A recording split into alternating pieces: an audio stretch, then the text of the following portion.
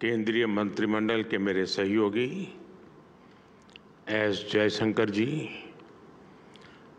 गजेंद्र सिंह शेखावत जी, UNESCO के director general Audrey Azoulay जी, मंत्रिमंडल के मेरे अन्य सदस्य राव इंद्रजीत सिंह जी, सुरेश गोपी जी और वर्ल्ड हेरिटेज कमेटी के चेयरमैन विशाल शर्मा जी, अन्य सभी महानुभाव, देवी और सज्जनों, आज भारत गुरु पूर्णिमा का पवित्र पर्व मना रहा है। सबसे पहले मैं आप सभी को और सभी देशवासियों को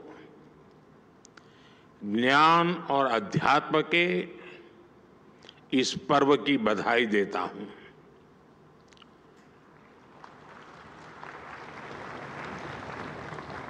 ऐसे अहम दिन आज 46th वर्ल्ड हेरिटेज कमेटी की इस मीटिंग की शुरुआत हो रही है और भारत में ये आयोजन पहली बार हो रहा है और स्वाभाविक है कि मेरे सहित सभी देशवासियों को इसकी विशेष खुशी है। मैं इस अवसर पर पूरी दुनिया से आए सभी डिग्निटरीज और अतिथियों का स्वागत करता हूं। खास तौर पर मैं यूनेस्को की डायरेक्टर जनरल ऑड्रे अजौले का भी अभिनंदन करता हूं। मुझे विश्वास है हर ग्लोबल आयोजन की तरह ये इवेंट भी भारत में सफलता के नए कीर्तिमान गढ़ेगा। साथियों, अभी मैं विदेशों से वापस लाई गई प्राचीन धरोहरों की प्रदर्शनी भी देख रहा था। बीते वर्षों में हम भारत की 350 से ज्यादा प्राचीन धरोहरों को वापस लाए हैं। प्राचीन धरोहरों का वापस आना ये वैश्विक उदारता और इतिहास के प्रति सम्मान के भाव को दिखाता है। यहां इमर्सिव एग्जीबिशन भी अपने आप में एक शानदार अनुभव है। जैसे जैसे टेक्नोलॉजी इवॉल्व होगी, इस क्षेत्र में रिसर्च और टूरिज्म की अपार संभावनाएं भी बनती जा रही हैं। फ्रेंड्स, वर्ल्ड हेरिटेज कमेटी का ये कार्यक्रम भारत के लिए एक गौरवशाली उपलब्धि से जुड़ा है। मुझे बताया गया है कि हमारे नॉर्थ ईस्ट इंडिया के ऐतिहासिक मोइदम यूनेस्को की वर्ल्ड हेरिटेज सूची में शामिल होना प्रस्तावित है। ये भारत की 43rd वर्ल्ड हेरिटेज साइट और नॉर्थ ईस्ट इंडिया की पहली धरोहर होगी जिसे कल्चरल वर्ल्ड हेरिटेज का दर्जा मिल रहा है। मोइदम अपनी विशेषताओं के कारण बेहद खास है। मुझे विश्वास है वर्ल्ड हेरिटेज सूची में आने के बाद इनकी लोकप्रियता और बढ़ेगी, दुनिया का आकर्षण बढ़ेगा। साथियों, आज के इस आयोजन में दुनिया के कोने कोने से आए एक्सपर्ट्स, ये अपने आप में इस समिट की समृद्धि को दर्शाता है। ये आयोजन भारत की उस धरती पर हो रहा है जो विश्व की प्राचीनतम जीवंत सभ्यताओं में से एक है। हमने देखा है विश्व में विरासतों के अलग अलग केंद्र होते हैं, लेकिन भारत इतना प्राचीन है कि यहां वर्तमान का हर बिंदु किसी न किसी गौरवशाली अतीत की गाथा कहता है। अब दिल्ली का ही उदाहरण ले लीजिए। दुनिया दिल्ली को भारत की कैपिटल सिटी के रूप में जानती है, लेकिन ये शहर हजारों वर्ष पुरानी विरासतों का केंद्र भी है। यहां आपको कदम कदम पर ऐतिहासिक विरासतों के दर्शन होंगे। यहां से करीब 15 किलोमीटर दूर ही कई टन का एक लौह स्तंभ है, एक ऐसा स्तंभ जो 2000 वर्षों से खुले में खड़ा है, फिर भी आज तक रस्ट रेजिस्टेंट है। इसे पता चलता है कि उस समय भी भारत की मेटलर्जी कितनी उन्नत थी।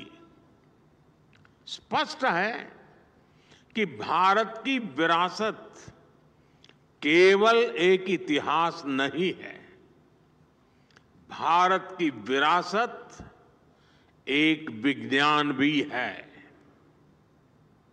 भारत की हेरिटेज में टॉप नॉच इंजीनियरिंग की एक गौरवशाली यात्रा के भी दर्शन होते हैं। यहां दिल्ली से कुछ सैकड़ों किलोमीटर दूर ही 3500 मीटर्स के एल्टीट्यूड पर केदारनाथ मंदिर है।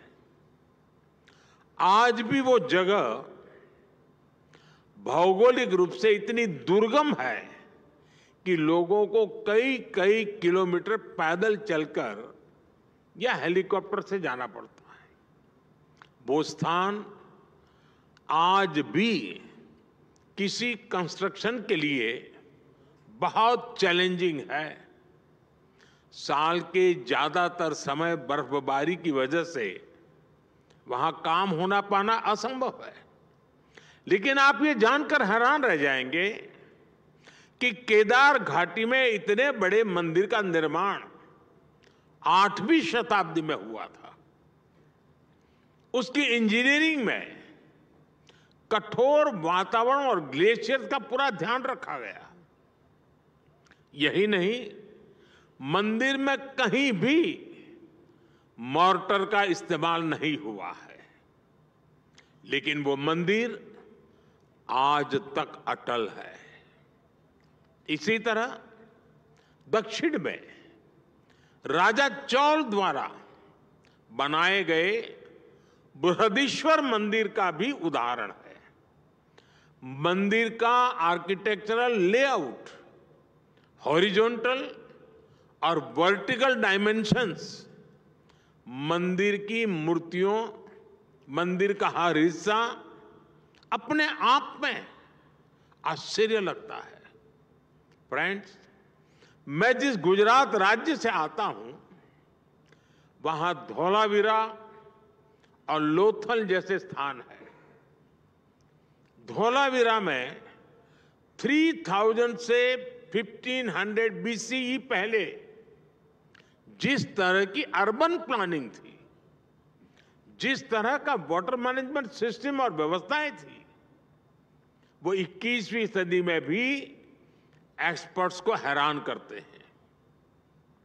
लोथल में भी दुर्ग और लोअर टाउन की प्लानिंग, स्ट्रीट और ड्रेन्स की व्यवस्था, ये उस प्राचीन सभ्यता के आधुनिक स्तर को बताता है। फ्रेंड्स, भारत का इतिहास और भारतीय सभ्यता ये सामान्य इतिहास बोध से कहीं ज्यादा प्राचीन और व्यापक है। इसलिए जैसे जैसे नए तथ्य सामने आ रहे हैं, जैसे जैसे इतिहास का वैज्ञानिक वेरिफिकेशन हो रहा है, हमें अतीत को देखने के नए दृष्टिकोण विकसित करने पड़ रहे हैं। यहां मौजूद वर्ल्ड एक्सपर्ट्स को उत्तर प्रदेश के सिनौली में मिले सबूतों के बारे में जरूर जानना चाहिए। सिनौली की फाइंडिंग्स कॉपर एज की हैं, लेकिन ये इंडस वैली सिविलाइजेशन की जगह वैदिक सिविलाइजेशन से मेल खाती है। 2018 में वहां एक 4000 साल पुराना रथ मिला है। वो हॉर्स ड्रिवन था। ये शोध, इन नए तथ्य बताते हैं कि भारत को जानने के लिए अवधारणाओं से मुक्त नई सोच की जरूरत है। मैं आप सभी से आह्वान करता हूं, नए तथ्यों में, उसके आलोक में इतिहास की जो नई समझ विकसित हो रही है, आप उसका हिस्सा बने, उसे आगे बढ़ाएं। फ्रेंड्स, हेरिटेज केवल हिस्ट्री नहीं, बल्कि ह्यूमैनिटी की एक साझी चेतना है। हम दुनिया में कहीं भी किसी भी हेरिटेज को देखते हैं तो हमारा मन वर्तमान के जियो पॉलिटिकल फैक्टर से ऊपर उठ जाता है। हमें हेरिटेज के इस पोटेंशियल को विश्व की बेहतरी के लिए प्रयोग करना है। हमें अपनी विरासतों के जरिए दिलों को जोड़ना है। और आज 46th world heritage committee meeting के माध्यम से भारत का पूरे विश्व को यही आह्वान है, आइए हम सब जुड़े एक दूसरे की विरासत को आगे बढ़ाने के लिए। आइए हम सब जुड़े मानव कल्याण की भावना के विस्तार के लिए। आइए हम सब जुड़े अपनी हेरिटेज को संरक्षित करते हुए टूरिज्म बढ़ाने के लिए, ज्यादा से ज्यादा रोजगार के मौके बनाने के लिए। फ्रेंड्स, दुनिया ने वो दौर भी देखा है जब विकास की दौड़ में विरासत को नजरअंदाज किया जाने लगा था। लेकिन आज का युग कहीं ज्यादा जागरूक है। भारत का तो विजन है विकास भी, विरासत भी। बीते 10 वर्षों में भारत ने एक और आधुनिक विकास के नए आयाम छुए हैं। वहीं विरासत पर गर्व का संकल्प भी लिया है। हमने विरासत के संरक्षण के लिए अभूतपूर्व कदम उठाए हैं। काशी में विश्वनाथ कॉरिडोर हो, अयोध्या में राम मंदिर का निर्माण हो, प्राचीन नालंदा विश्वविद्यालय का आधुनिक कैंपस बनाना हो, देश के कोने कोने में ऐसे अनेकों काम हो रहे हैं। विरासत को लेकर भारत के इस संकल्प में पूरी मानवता की सेवा का भाव जुड़ा है। भारत की संस्कृति स्वयं की नहीं, वयम की बात करती है। भारत की भावना है नॉट मी, रादर यस।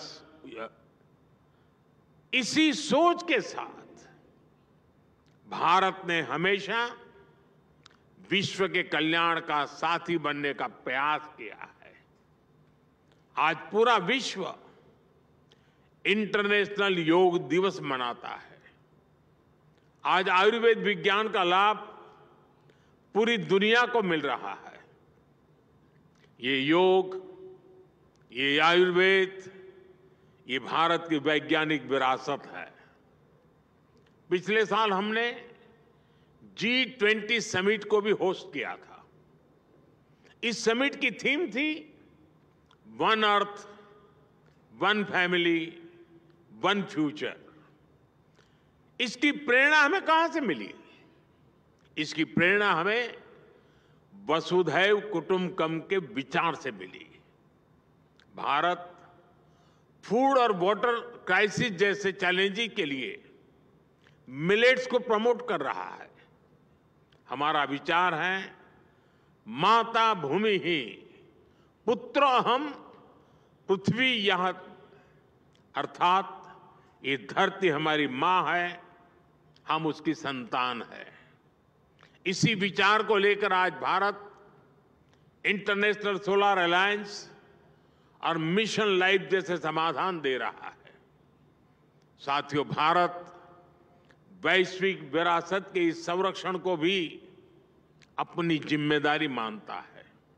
इसलिए हम भारतीय विरासत के साथ साथ ग्लोबल साउथ के देशों में भी हेरिटेज संरक्षण के लिए सहयोग दे रहे हैं। कंबोडिया के अंकोर वाट, वियतनाम के चाम टेम्पल्स, म्यांमार के बागान में स्तूप, भारत ऐसी कई धरोहरों के संरक्षण में सहयोग दे रहा है। और इसी दिशा में आज मैं एक और अहम घोषणा कर रहा हूं। Bharat UNESCO world heritage centre के लिए $1 मिलियन का कंट्रीब्यूशन करेगा।